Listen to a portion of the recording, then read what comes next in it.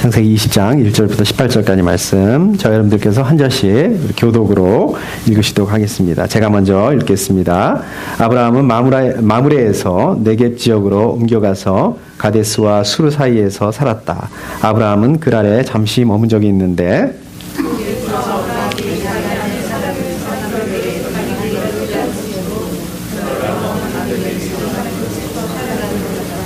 그런데 그날 밤에 하나님이 꿈에 아비멜렉에게 나타나셔서 말씀하셨다. 내가 이 여자를 데려왔으니 너는 곧 죽는다. 이 여자는 남편이 있는 여자다.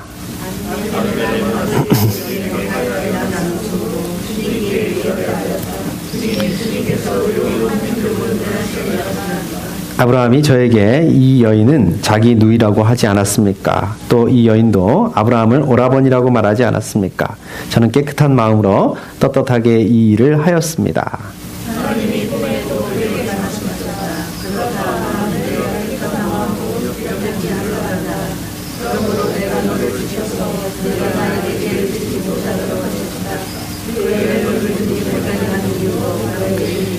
이제 그 여인을 남편에게로 돌려보내어라. 그의 남편은 예언자이므로 너에게 탈이 나지 않게 하여 달라고 기도할 것이고 너는 살 것이다. 그러나 그 여인을 돌려보내지 않으면 너와 너에게 속한 사람들이 틀림없이 다 죽을 줄 알아라.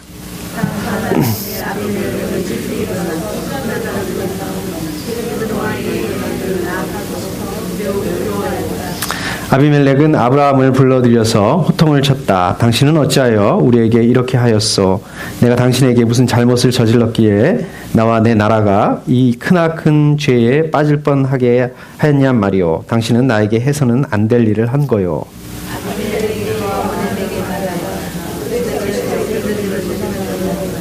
아브라함이 대답하였다. 이곳에서는 사람들이 아무도 하나님을 두려워하지 않으니까 나의 아내를 빼앗으려고 할 때에는 사람들이 나를 죽일 것이라고 생각하였습니다.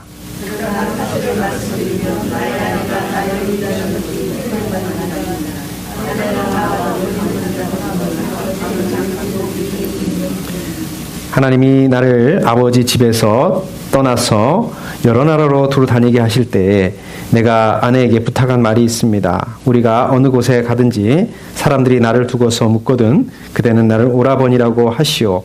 이것이 그대가 나에게 베풀 수 있는 은혜요 하고 말한 바 있습니다.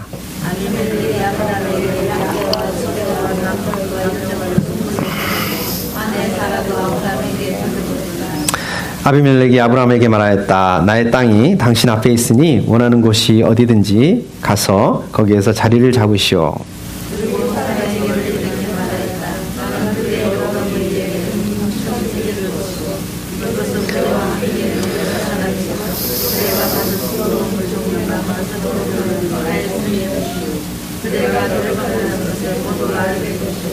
아브라함이 하나님께 기도하니 하나님이 아비멜렉과 그의 아내와 그의 여종들이 다시 아이를 가질 수 있도록 태를 열어주셨다.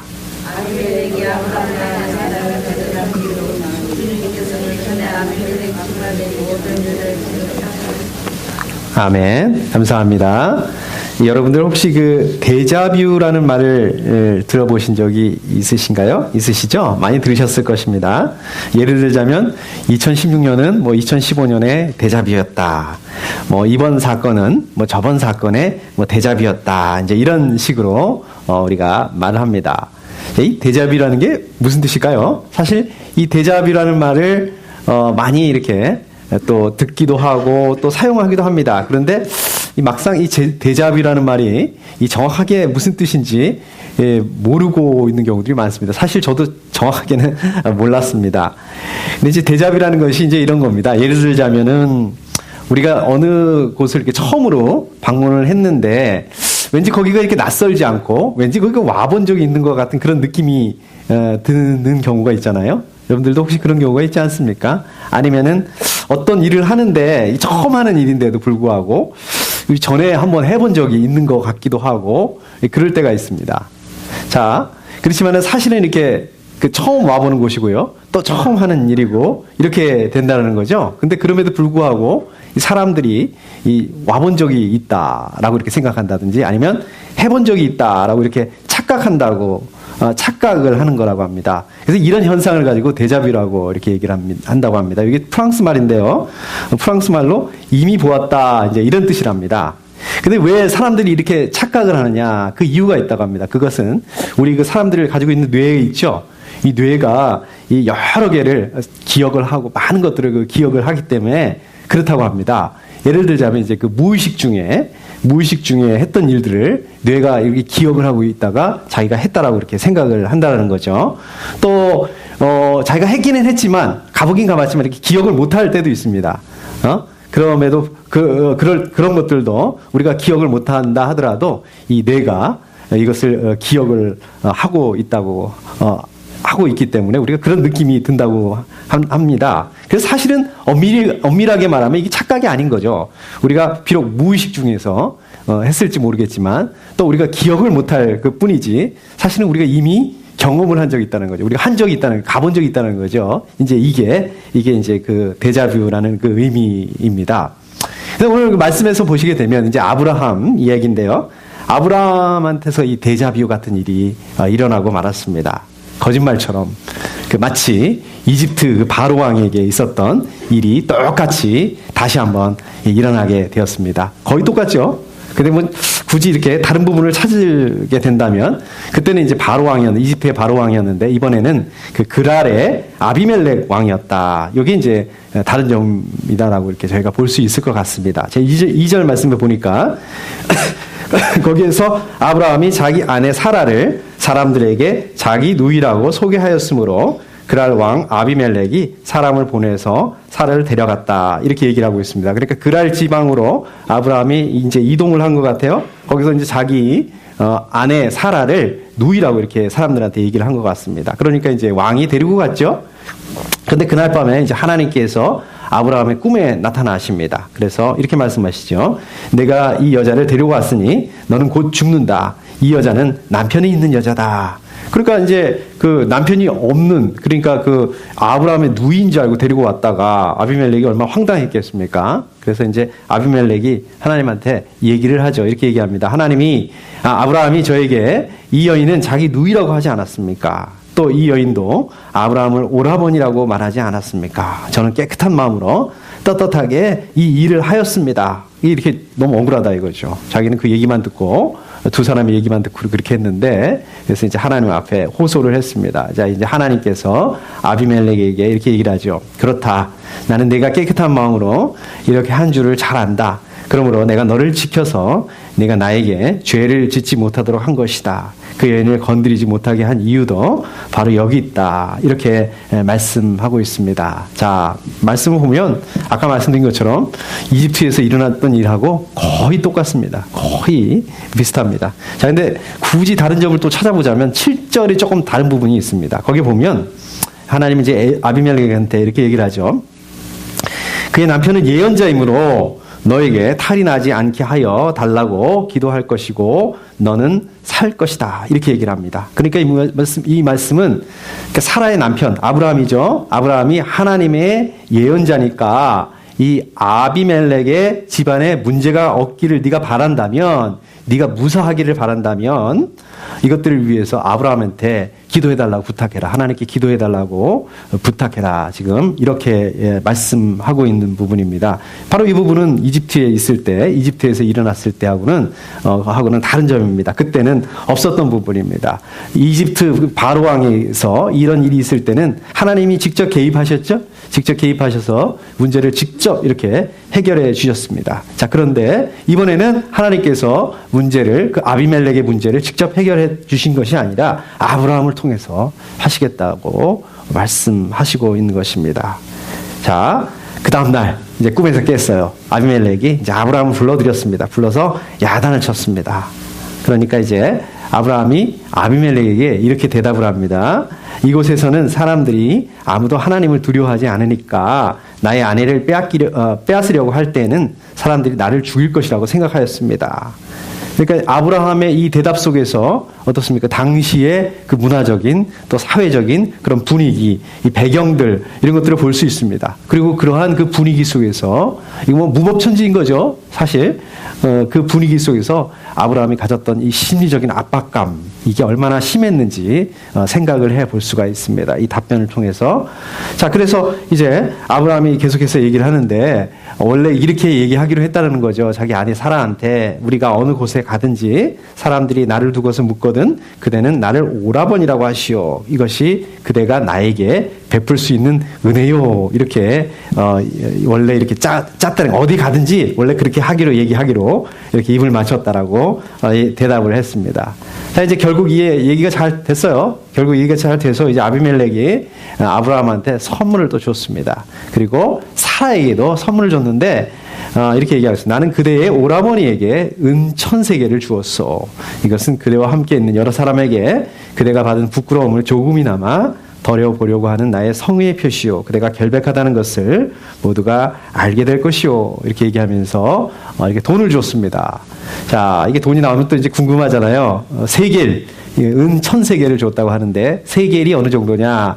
당시에 그 노동자의 4일 일당이라고 합니다. 그러니까 뭐 지금으로 한번 이렇게 바꿔본다면 하루 일당이 어느 정도 될까요? 뭐 대략 한 50불에서 한 100불 정도 우리식으로 이렇게 바꿔본다면 4일 치니까 한 200불에서 한 400불 정도 되지 않겠습니까? 근데 은 1000세겔이라고 했으니까 곱하기 1000을 해보면 대략 한 20만 불에서 한 40만 불 이 정도 되는 금액입니다. 적지 않은 금액이죠. 적지 않은 금액을 이제 그 사라를 위해서 아비멜렉이 이제 지불을 했습니다. 굉장히 좀 나이스한 것 같아요. 아니면 자기가 하나님으로부터 그런 그 경험이 있어서 그런지 모르겠지만 이렇게 아브라함에게 사라에게 잘 대해줬습니다. 자, 17절 말씀을 보니까 아브라함이 하나님께 기도하니 하나님이 아비멜렉과 그의 아내와 그의 여종들이 다시 아이를 가질 수 있도록 태를 열어주셨다. 이렇게 말씀하고 있습니다. 그래서 오늘 말씀을 이제 18절에서 마무리하고 있습니다. 자, 그렇다면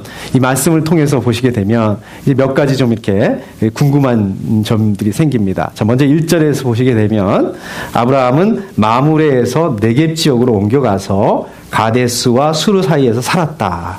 아브라함은 그랄에 잠시 머문 적이 있는데 이렇게 말씀하고 있습니다. 자, 우리가 아브라함이 이집트로 가게 됐을 때는 왜 가게 됐었던 거죠? 아브라함이 왜 그때 이집트로 옮겨가게 됐었던 거죠? 그때 아브라함이 있었던 가나안 지역에 기근이 들게 됩니다. 그래서 살 수가 없으니까 그 기근을 피해서 이집트로 가게 됐었죠. 자, 그렇다면 이번에는 아브라함이 살고 있었던 그 마므레 지역을 떠나서 네겝으로 옮기게 됐다고 얘기하고 가데스와 그다음에 가데스와 수르 사이에서 살게 됐다. 이렇게 얘기하고 있는데 왜 거기를 가게 됐을까요? 또 거기를 간 것도 모르겠는데 거기서 또 왜 이 그랄이라는 곳으로 옮겨가게 됐을까요? 이 그랄 지방으로 가지 않았더라면 그 일만 안 했어도 오늘 이 사건이 안 일어났을 텐데 말입니다. 자, 또 있습니다. 궁금한 것이 우리 18장에 보게 되면 우리 이미 17장과 18장에서 어떻게 하셨습니까? 하나님께서 아브라함에게 찾아오셔서 또 사라에게 한 번 더 사라에게 찾아오셔서 내년 이맘때에 다음 해 이맘때에 내가 반드시 너를 다시 찾아오겠다. 그때 너의 아내 사라에게 아들이 있을 것이다. 이렇게 말씀하셨거든요. 자, 하나님께서 말씀하시는데 브로드하게 말씀하신 것도 아니고 날짜도 꼭 찍어주셨어요. 아주 날짜를 잡아주셨어요. 내년 이맘때에 이렇게 날짜까지 받아놓고서 어떻게 이렇게 하나님의 말씀을 까맣게 잊어버리고 이렇게 아브라함은 자기 아내 사라를 또 이렇게 누이라고 속여면서 이렇게 팔아먹을 수 있었을까? 이거 보면은 아주 그냥 까맣게 잊어버린 것 같아요. 마치 마법에라도 걸린 마술에라도 걸린 것처럼. 아브라함은 또 그렇다 치자고요. 원래 아브라함은 그런 사람이니까 이집트에서도 그렇고. 아니 사라까지 어떻게 이럴 수 있었느냐 이거죠. 자, 한 가지 더 마지막으로 하나님께서는 지금 아비멜렉에게 아브라함을 하나님의 예언자라고 말씀합니다. 그리고 아브라함한테 기도를 부탁하라.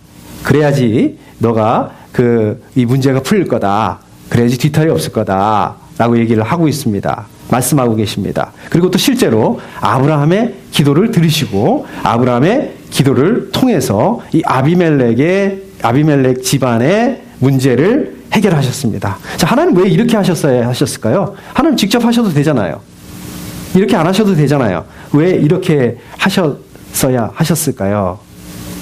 자, 우리 그 첫 번째 질문을 우리 한번 생각을 해보겠습니다. 우리 그걸 가지고 한번 생각을 해보겠습니다. 왜 아브라함은 이렇게 돌아다녀야 됐는가? 자, 이 창세기 18장 말씀을 보게 되면은요, 아브라함이 마므레라는 곳에 살고 있었다는 것을 알 수 있습니다. 마므레. 그리고 창세기 13장 18절을 보게 되면 이제 이런 말씀이 나옵니다. 아브라함은 장막을 거두어서 헤브론의 마므레 곧 상수리 나무들이 있는 곳으로 가서 거기서 살았다. 그러니까 헤브론의 마므레. 그러니까 아브라함이 살고 있었던 것은 잘 아시다시피 히브론 지역입니다. 예, 그쪽에서 살고 있었던 것을 알 수가 있습니다.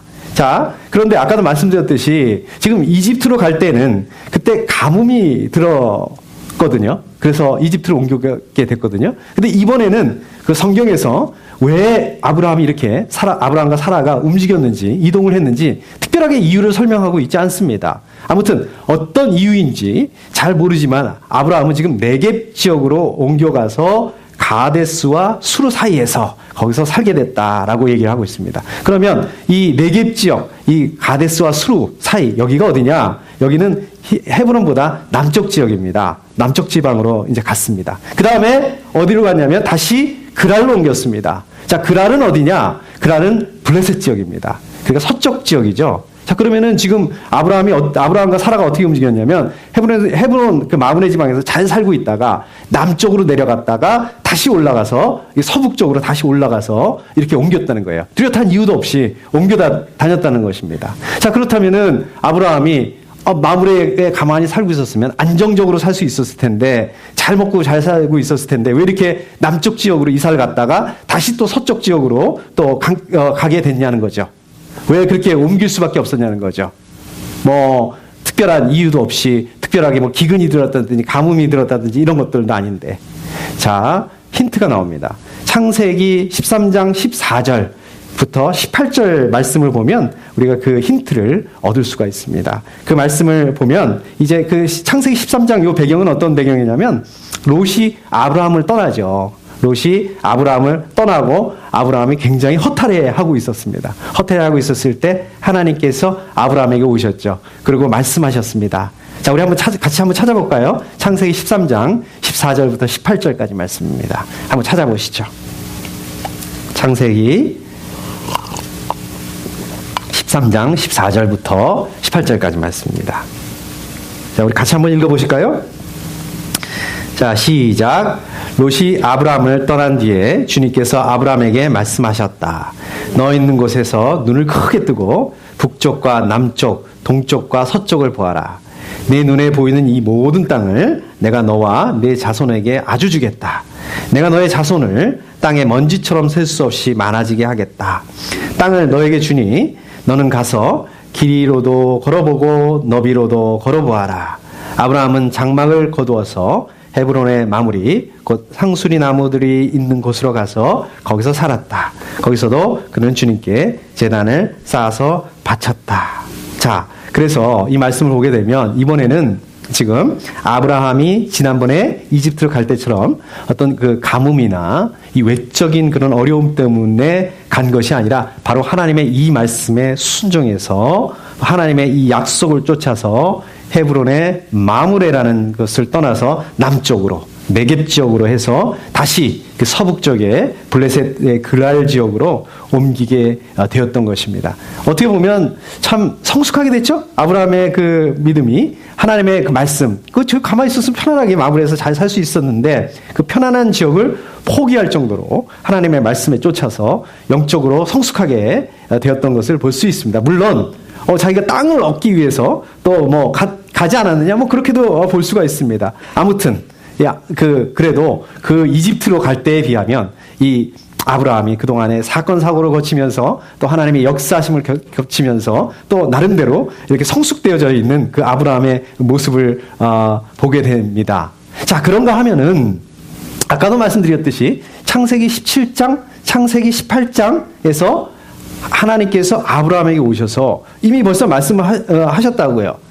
사라에게 아들이 있을 것이다. 내년 이맘때에 아들이 있을 것이다. 라고 이렇게 하셨습니다. 그리고 창세기 21장 2절에 보면 이제 사라가 임신을 한단 말이에요. 임신을 한 얘기가 나온단 말이에요. 그러면 어떻습니까? 오늘 말씀은 어떻습니까? 내년 이맘때에 아들이 있을 것이다. 하나님이 말씀하신 그 다음이에요. 그죠? 그리고 아직 임신을 안 했어요. 21장에서 이제 사라가 임신을 하게 되니까. 자, 임신은 얼마나, 그 다음에 또 이제, 그 다음에 이제 이삭을 낳게 되죠? 그럼 임신 기간이 어느 정도 됩니까? 9개월에서 한 10개월 정도 되지 않습니까? 만 9개월? 우리가 10개월이라고 이렇게 얘기를 하지만. 자, 그럼 보세요. 여기서 이제 하나님이 내년 이맘때에 이렇게 얘기를 했다고요. 그 다음에 아들 이삭을 이렇게 낳았다고요. 자, 그럼 임신이 한 요 정도 10개월 전에 이렇게 한단 말이에요. 9개월에서 10개월 전에 이렇게 한단 말이에요. 그러면은 지금 요 사건이 일어난 건 내년 이맘때 얘기를 하고서 지금 2, 3개월 사이에 일어난 거예요. 그렇죠? 하나님께서 내년 이맘때에 아들이 있을 것이다 이렇게 얘기를 하고서 한 불과 2, 3개월 지난 사이에 지금 이 사건이 일어났단 말입니다. 그럼 어떻게 2, 3개월 만에 하나님께서 직접 오셔서 말씀하신 것을 이렇게 깨끗하게 까맣게 잊어버릴 수 있냐는 거예요. 어떻게 이렇게 까맣게 잊어버리고 하나님 분명히 말씀하셨는데 불과 2, 3개월 전에 하나님께서 아들을 주실 것이다. 내년 이맘때 아들을 주실 것이다. 날짜까지 꼭 찍어서 얘기를 해주셨는데 어떻게 이렇게 아비멜렉에게 자기 아내 사라를 누이라고 이렇게 속일 수 있었느냐. 그리고 넘겨줄 수 있었느냐. 이 말씀입니다. 이게 바로 우리의 그 연약함입니다. 오늘 이 말씀은 그래서 우리 인간의 그 연약함들을 말씀하고 있는 것입니다. 자, 아브라함이 어떻습니까? 아까도 말씀드렸듯이 그 이후로 이 소돔과 고모라 사건을 겪는다고요. 하나님의 심판을 겪어요. 그리고 소돔과 고모라가 멸망하는 것들을 보게 됩니다. 그것들을 통해서 어떻습니까? 아브라함이 어떤 걸 느꼈을까요? 와, 하나님의 능력이 엄청나구나. 하나님의 능력을 경험했고 알고 있었다는 것입니다. 자, 그럼에도 불구하고 이렇게 하나님의 능력이 대단하다는 것들을 알았음에도 불구하고 하나님의 능력을 경험했음에도 불구하고 이렇게 자기가 알고 있었던 거, 자기가 경험하고 있었던 거, 그것 때문에 내적으로 변화가 일어난다 하더라도, 내적인 영적인 성숙이 일어났다 하더라도 이런 변화들이 외적으로 행동으로 바뀌기가 쉽지가 않다는 것입니다. 안 바뀐다는 거예요. 하나님을 경험하고 하나님을 안다 하더라도 바뀌지가 않는다는 거예요. 자, 예를 들자면 우리도 그렇습니다. 아, 그렇구나. 아, 하나님 이런 분이구나. 우리 안에 이런 마음이 주어진다 하더라도 마음이 클릭이 딱 될 때가 있잖아요. 아, 정말 믿습니다. 하나님 그렇습니다. 그렇게 마음이 클릭이 된다 하더라도 이게 우리의 삶으로는 반응으로 즉석에서 나타나지 않는다는 거예요. 우리 행동 양식이 바뀌지 않는다는 것입니다. 우리의 삶이 바뀌지가 않는다는 것입니다. 그럼 뭐예요? 이거 하나님이구나. 하나님 이런 분이구나. 우리가 이렇게 클릭이 되면 그때부터 우리의 그 방향이 바뀔 수가 있겠죠. 아, 내가 더 이상 이렇게 살지는 않아야 되겠구나. 내가 하나님을 쫓아 살아야 되겠구나. 그런데 그게 바로 안 된다는 거예요. 그래도 어떻습니까? 우리 현실이라는 이 상황들을 만나게 되었을 때, 어려움들을 만나게 되었을 때 옛날의 습관들, 내가 원래 하던 그 삶의 그 그 방식들이 그런 것들이 나타난다는 것입니다. 내가 이제 클릭이 됐어요. 내가 이제 하나님을 알게 됐어요. 이제 이런 것들보다 어떻습니까? 현실의 어려움들이 더 커 보인다는 거예요. 그렇게 됐을 때 어떻습니까? 아, 하나님 이런 분이구나. 이거는 슬쩍 가라앉는다는 거예요. 슬쩍 숨겨버리게 된다는 것입니다. 자, 아까 말씀드렸듯이 아브라함이 지금 대단한 거예요. 아브라함이 그 마무리에서 그냥 살았으면 그냥 잘 먹고 잘 살고 편하게 아무 일 없이 살 수 있었습니다. 그런데 굳이 하나님의 말씀을 순종한다고 남쪽 지방으로 간단 말이에요. 네겝 지방으로 간단 말이에요. 또 거기서 또 서쪽으로 그랄 지방으로 간단 말입니다. 그런데 거기서 막상 지금 위기 상황을 만났어요. 죽게 생겼거든요. 자기 아내를 빼앗기게 생겼거든요. 뿐만 아니라 자기가 죽게 생겼거든요. 그래서 이 위기 상황을 모면하기 위해서 아내 사라를 누이라고 속였다는 거예요. 보세요. 아브라함에게 있어서 아무 문제가 없었을 때는 하나님의 말씀에 얼마든지 순종했어요. 남쪽으로 가? 그래, 남쪽으로 가지 뭐. 서쪽으로 올라가요? 가죠 뭐. 그런데 하나님의 그 말씀 믿고 신뢰하고 따를 수 있었어요. 그런데 이 위기 상황, 자기가 생각지 못했던 이 어려움을 만났을 때 어떻습니까? 본능적으로 반응하는 거예요. 원래 그렇게 하던 대로. 이집트에서 그렇게 했잖아요. 이집트에서만 그렇게 했겠습니까? 아브라함이 그렇다고 해서 하나님 믿지 않는 게 아니잖아요. 아까 말씀드렸듯이 하나님을 알고 믿고 경험하고 영적으로 성숙했단 말입니다. 하나님을 신뢰했단 말입니다. 하나님께로 이제 살기로 결정하고 그렇게 방향을 잡았다는 말입니다. 그럼에도 불구하고 이 위기 상황을 만났을 때 이 어려움이라는 내가 죽을지도 모르겠다. 내 아내를 뺏길지도 모르겠다는 이 현실을 만났을 때 이 현실이 너무 커 보였다는 거죠. 그래서 이집트에서 실수하고 경험했음에도 불구하고 이게 안 바뀌는 거예요. 왜 그럴까요? 그 안에 아직까지 하나님에 대한 신뢰가 없었기 때문인 것입니다. 이게 아브라함만 그럴까요? 우리도 마찬가지라는 것입니다. 근데요, 우리가 그 착각하기 쉬운 게 있습니다. 우리가 하나님 만나지 않습니까? 어떤 사건을 경험하게 된다고요. 그 감격이 있어요. 막 그것 때문에 간증을 하기도 하죠. 우리 간증 들어보면 어떻습니까? 야, 정말 부럽죠. 그 간증 듣고 있고 그러면, 야, 이제 저 사람은 완전히 혼돈된 삶이 아니구나. 이제 하나님의 사람으로 바뀌었구나. 저 빛 가운데서 사는구나. 근데 나는 왜 이 모양인가? 우리가 이렇게 생각할 수 있다는 것입니다. 그런데 그 간증하는 사람, 그 간증하는 그 사람도 어떻습니까? 그 하나님을 만났을 때, 하나님을 경험했을 때, 클릭이 될 수 있어요. 감격을 할 수 있어요. 그런데 그 감격이 끝나고 현실로 돌아왔을 때 어떻습니까? 또다시 우리는 현실하고 스트러글을 해야 된다는 거예요. 내가 언제 감격하게 됐었지? 이거 금방 잊어버리게 된다는 것입니다. 그래서요, 우리가 변화가 일어날 수 있습니다. 우리가 하나님 만나고 변화가 일어난다고 해서, 자, 이제 마치 로봇에게 명령을 줘서, 자, 이렇게 쭉쭉쭉쭉 가다가 오른쪽으로 싹 바뀌어서 오른쪽으로 가고 다시는 그쪽으로 가지 않는 것이 아니라는 것입니다. 한번 방향을 틀었다고 해서 그게 끝난다는 거 아니에요. 우리의 그 습관이나 우리의 그 행동 양식이나 우리의 삶이 어떻습니까? 늘 오랜 시간 동안 고쳐져야 된다는 거예요. 고치고 하면서 결국은 하나님께로 고쳐지게 된다는 말씀인 것입니다. 그래서 오늘 이 아브라함의 그 이야기를 보게 되면 이게 바로 우리의 살아가는 그 실질적인 모습이라는 거죠. 아브라함이 어떻습니까? 따지고 보면은 75세에 떠났거든요. 원래 고향 땅 할 때 하란을 떠났지 않습니까? 그런데 100세에 이르기까지 25년이 지났습니다. 25년 동안 어떻습니까? 늘 하나님 함께 하시면서 그러니까 딱 떠났을 때, 고향을 떠났을 때 아브라함이 모든 게 다 바뀐 게 아니잖아요. 계속해서 하나님께서 바꾸시고 이런 일들을 반복하셨다는 것입니다. 하나님께서 이런 아브라함에 대해서 야단치지 않으셨다는 것입니다. 아브라함을 선택하셨던 것에 대해서 후회하시거나 아브라함을 포기하지 않으셨다는 것입니다. 오히려 아브라함을 여기까지 인도하신 것들을 보여주고 있습니다. 자, 하나님이 어떤 분이신가? 하나님께서 우리를 어떻게 인도하시는가? 라는 것들을 말씀하고 있습니다. 자, 그럼에도 불구하고 아브라함이 다시 이 두려운 상황을 만났을 때 그 아브라함의 내면에 있었던 것들, 하나님을 신뢰하지 못하고 있었던 그 부분들의 그 반응으로 나타나는 것이 바로 오늘 아브라함의 모습이었다는 것입니다. 비록 아브라함이 아까 말씀드렸던 것처럼 영적으로 좋아졌습니다. 많이 성숙했습니다. 그런데 그 근본적인 문제가 해결되어 있지 않았다는 거예요.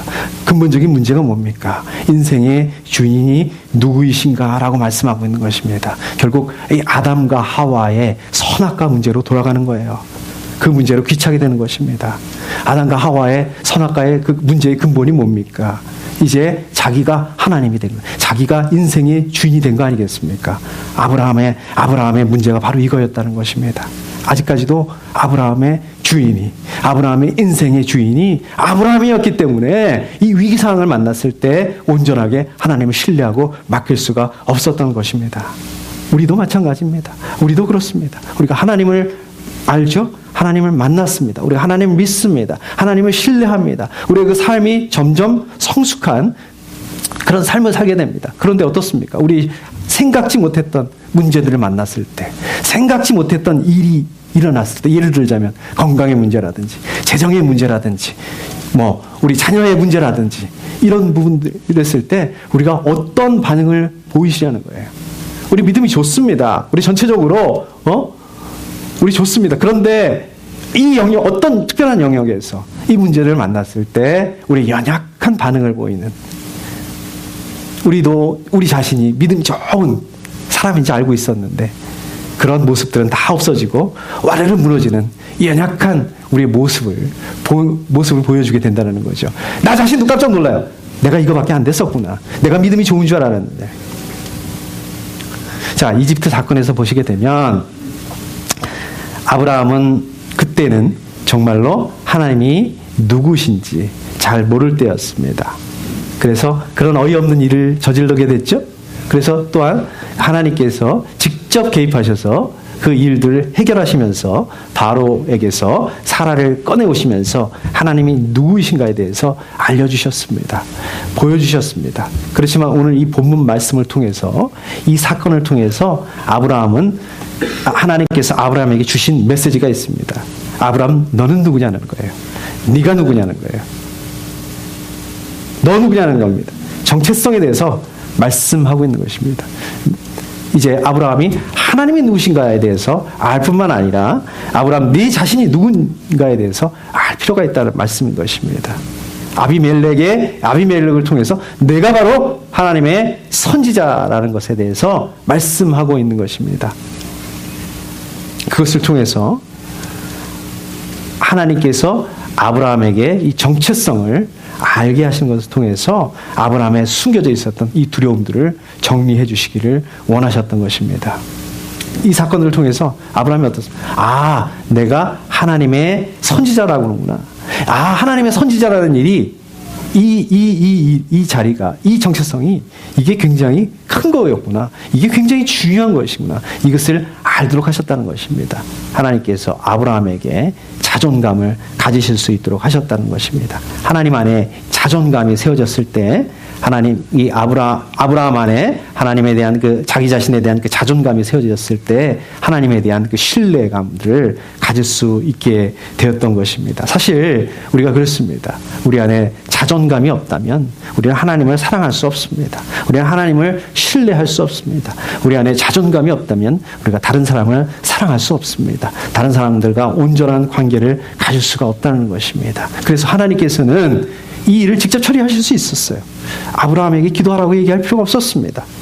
그런데 아브라함의 정체성을 알게 하시기 위해서, 아브라함 자신이 누구인지 알게 하시기 위해서 아비멜렉이 아브라함에게 기도하게 하셨다는 것입니다. 기도를 부탁해라. 아브라함에게 부탁해라. 그리고 또 아브라함의 기도를 들으시고 이 일들을 처리하셨던 것들을 보게 됩니다. 자, 이 과정들을 통해서 이제 하나님께서는 아브라함을 아브라함되게 믿음의 조상이 될 수 있도록 만들어 가시는 것들을 보게 됩니다.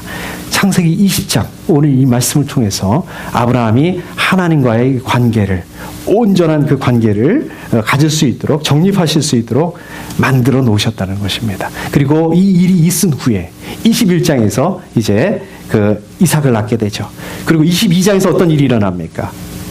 하나님께서 아브라함에게 이삭을 바치라고 말씀하고 있습니다. 아브라함이 22장에서 아들 이삭을 바칠 수 있었던 것은, 22장에 아브라함이 될 수 있었던 것은 반드시 오늘 20장 이 사건이 없었다면, 20장에서 아브라함의 그 정체성이 확립되지 않았다면, 아브라함이 하나님과의 관계가 정립되지 않았다면 아브라함은 이 깊은 곳에서 하나님을 신뢰할 수 없었다는 거예요. 오늘 이 20장에 이 사건이 없었다면 22장에서 아브라함은 이삭을 바칠 수가 없었다는 것입니다. 비록 이 아브라함이 아직도요, 하나님의 그 약속의 말씀을 완전히 이해할 수 없었을 것입니다. 그럼에도 불구하고 이 사건들을 통해서 이제 하나님을 신뢰할 수 있는 그러한 그 계기가 되었다는 것입니다. 우리도 아브라함처럼 하나님을 신뢰하면서 믿으면서 살아가고 있습니다. 또 어떻습니까? 우리 안에 그 믿음이 성숙되고 또 영적인 그 성장이 이뤄가고 있습니다. 그렇지만 우리 마음 깊은 곳에 어떻습니까? 하나님을 신뢰하지 못하는 그런 부분들이 있습니다. 그래서 그 하나님과 온전한 관계가 정립이 되지 못하는 그 부분들이 있다는 것입니다. 우리가 인생의 전반적인 부분에 있어서 동의한다고요. 하나님 믿는다고요. 하나님 신뢰한단 말입니다. 하나님 의지한단 말입니다. 그러나 우리가 하나님 신뢰하고 의지하지만 어떤 영역에서 어떤 사건을 만나게 됐을 때는 이게 안 될 수 있다는 거예요. 하나님의 신뢰가 안 될 수 있다는 거예요. 그렇지만 우리가 이것들을 해 나가야 된다는 것입니다.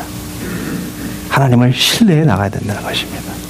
이게 한순간에 안 될 수가 있습니다. 어쩌면 오랜 시간이 걸릴 수가 있습니다. 어쩌면 우리 인생 내내 이것들과 싸우면서 나아갈 수밖에 없을 수도 있어야 될 것입니다. 그러나 우리가 이것을 위해서 기도해야 됩니다. 하나님을 온전히 신뢰할 수 있도록, 하나님과 온전한 그런 관계를 가질 수 있도록 우리가 기도하면서 싸워 나가야 될 것입니다. 오늘 말씀을 통해서, 오늘 본문 말씀을 통해서 하나님은 어떤 분이십니까? 하나님은 누구이십니까? 하나님은 우리 가운데 정체성을 말씀해 주시는 분입니다. 네가 누구냐라는 것을 알게 해주시는 분이십니다. 우리 정체성이 뭡니까? 하나님의 자녀다라는 것입니다. 우리가 얼마나 하나님의 자녀다라는 이 정체성을 기억하면서 살아가고 있습니까? 그런데 분명한 것은 우리의 정체성은 하나님의 자녀라는 것입니다. 우리가 이 자존감을 가져야 된다는 것입니다. 우리가 이 정체성을 가질 때, 우리가 하나님의 자녀라는 이것들을 가질 때 우리 안에 숨겨져 있는 두려움들 있잖아요. 걱정들, 하나님에 대한 그 불신들, 염려들, 이런 것들을 내려놓을 수 있다는 것입니다. 이런 것들을 정리할 수 있다는 것입니다. 우리가 하나님의 자녀다라는 이 정체성을 온전하게 가질 때 우리가 하나님을 신뢰할 수 있게 된다는 것이에요. 하나님과의 이 관계 정립이 온전한 관계가 가질 수 있게 된다는 것입니다. 아, 내가 하나님의 선택받은 예수 그리스도의 보혈로 이제 선택받은 하나님의 자녀구나라는 이 사실을 우리가 알게 될 때 이게 굉장히 큰 일이었구나, 이게 굉장히 내 삶의 중요한 부분이었구나라는 것들을 우리가 기억하게 될 때에 우리가 이것들을 감당할 수 있다라는 것입니다. 그래서 이 자존감들이 우리가 안에 좀 회복이 될 수 있었으면 좋겠습니다. 우리 자존감이 회복이 될 때 하나님을 또 우리가 사랑할 수 있게 되는 것이고요, 우리 앞에 이 당면한 문제들을 감당할 수 있게 되는 것입니다. 이번 한 주간 또 우리의 그 삶 속에서 하나님의 자녀로서의 이 정체감들을, 정체성들을, 자존감들을 붙잡으시고 또 승리하실 수 있기를 소원합니다. 우리 함께 기도하겠습니다.